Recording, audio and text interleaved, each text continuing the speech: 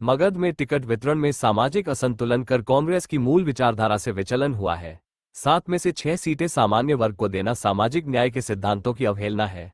राहुल गांधी जी की नीति को ठेस पहुंचाने वाले इस निर्णय की कड़ी निंदा की जाती है और शीर्ष नेतृत्व से तत्काल समीक्षा की मांग की जाती है। नैना कुमारी, जिला परिषद अध्यक्ष, गया।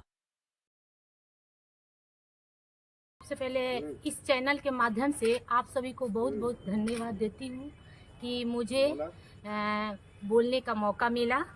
जननायक श्री राहुल गांधी जी के प्रति समर्पित असंख्य कार्यकर्ताओं, समर्थकों और कांग्रेस परिवार के लोगों में आज गहरी पीड़ा और आक्रोश व्याप्त है। बिहार में संगठन के कुछ शीर्ष नेताओं द्वारा राहुल गांधी जी की विजन, सोच और जनता के लिए किए गए वादों के साथ खुला विश्वासघात किया गया है। मगध की धरती जहां सदैव न्याय, समानता और समानता की आवाज बुलंद रही है, वहां गठबंधन के तहत मिली 7 सीटों में से 6 सीटें समान वर्ग को और मात्र 1 सीट आरक्षित वर्ग के हिस्से में देना न केवल असंतुलित बल्कि केवल कांग्रेस के मूल विचारधारा के भी विरुद्ध है। यह निर्णय स्पष्ट रूप से सामाजिक न्याय और समान प्रतिनिधित्व के सिद्धांतों का अवहेलना करता है। राजेश राम जी और कृष्णा अल्लावाड़ू जी के खासकर देवेंद्र यादव जी, मगध के प्रभारी द्वारा इस प्रकार का पक्षपातपूर्ण निर्णय लेकर राहुल गांधी जी की नीति और दृष्टि को ठेस पहुंचाई गई है। जननायक राहुल गांधी जी की सदैव समाज के अंतिम व्यक्ति तक न्याय पहुंचाने की बात करते रहे हैं, लेकिन बिहार में उन्हीं के नाम पर राजनीति करने वाले कुछ लोग उनकी छवि और विचारों को नुकसान पहुंचा रहे हैं। यह केवल राहुल गांधी जी के प्रति धोखा है, बल्कि लाखों कार्यकर्ताओं की मेहनत, उम्मीदों और निष्ठा के साथ ही विश्वासघात है।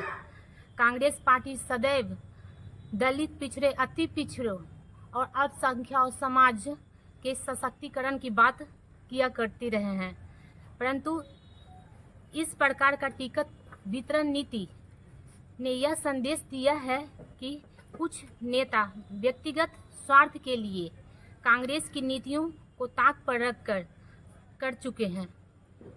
हम इस अन्यायपूर्ण और भेदभावपूर्ण निर्णय की कड़ी निंदा करते हैं तथा शीर्ष नेतृत्व से मांग करते हैं कि इस पूरे प्रकरण की तत्काल समीक्षा का मगध की धरती पर सामाजिक संतुलन और राहुल गांधी जी की विचारधारा के अनुरूप प्रतिनिधित्व सुनिश्चित किया जाए। मैं नैना कुमारी, जिला परिषद अध्यक्ष, गया।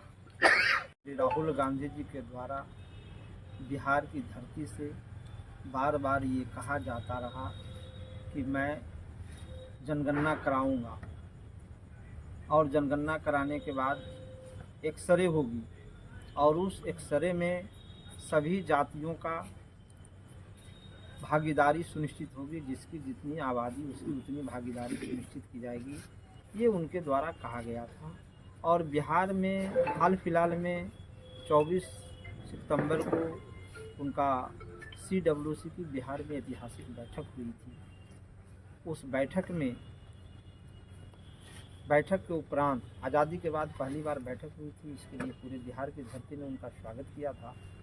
और बैठक के उपरांत उन्होंने अति पिछड़ा न्याय संकल्प चाणक्य होटल पटना में किए थे और उसने 10 संकल्प जारी किए थे। और 10 संकल्प में ये कहा गया था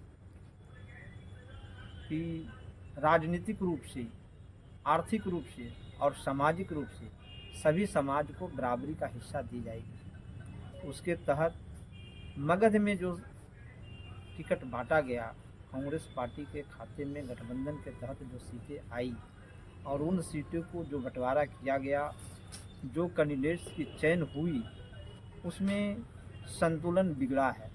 राहुल गांधी जी की बातों को बिहार के नेताओं ने अपने व्यक्तिगत लाभ को लेते हुए या देखते हुए संतुलन बनाने का काम नहीं किया। राहुल गांधी जी के पीठ में इन लोगों ने छुरा भोंकने का काम किया। खास करके बिहार के मगध के प्रभारी देवेंद्र यादव जी ने बड़े पैमाने पर एक तरह से आप कह सकते हैं कि उन्होंने यहाँ के समीकरण को बिगाड़ने के लिए व्यक्तिगत लाभ बड़े पैमाने पर उन्होंने लेने का काम किया है और राहुल गांधी जी के पीठ में छुरा भोंकने का काम किए हैं। देवेंद्र यादव जी ने सासाराम से लेकर नवादा तक टिकट वितरण करने में काफ़ी धांधली बरती है। आज आप देखेंगे टिकट बंटवारे में जो भी उम्मीदवार हैं वो धन बल से मजबूत लोगों को ही टिकट दिए हैं, जिसमें सामाजिक संतुलन नहीं बनाया गया।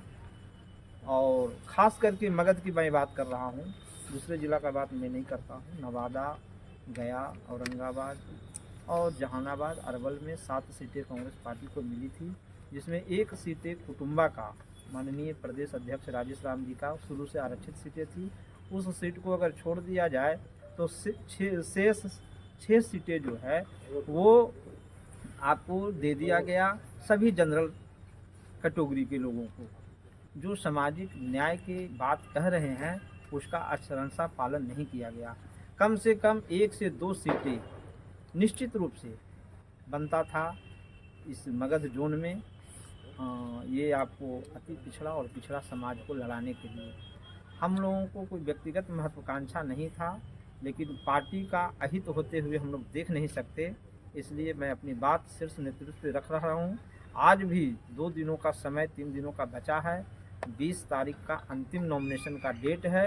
मैं शीर्ष नेतृत्व खास करके राहुल गांधी जी और राष्ट्रीय महासचिव श्रीमती प्रियंका गांधी जी से मैं अनुरोध करूंगा कि आप इस मगध के समीकरण को पुनः समीक्षा करें और तत्काल समीक्षा करें और शीघ्र ये जो समीकरण बिगड़ा है उसका सुधार करने का प्रयत्न करें।